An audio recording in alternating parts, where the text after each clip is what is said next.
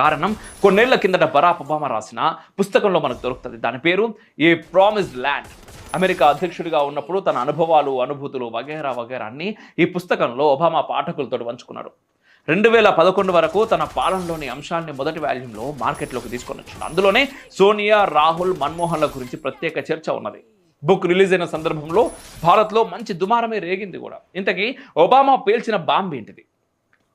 US president ఏమన్నారంటే, మన్మోహన్ తెలివైన వాడే, కానీ అతన్ని సోనియా ఎంచుకోవడానికి కారణం ఆయన తెలివితేటలు కాదు, అతను రాహుల్కి ఏనాడు అడ్డు కాడు కాబట్టే మన్మోహన్ పీఎంగా సెలెక్ట్ అయ్యిండు అని. ఇది మనం ఎప్పుడూ చెప్పుకునేది అయినా తన బుక్లో ఒబామా కూడా తేల్చి చెప్పిండు. అంతేకాదు, సోనియాతో ఆయన చర్చించినప్పుడు కూడా ఆమె రాహుల్ని ప్రమోట్ చేయడానికి ఎక్కువ శ్రద్ధ చూపించిందట.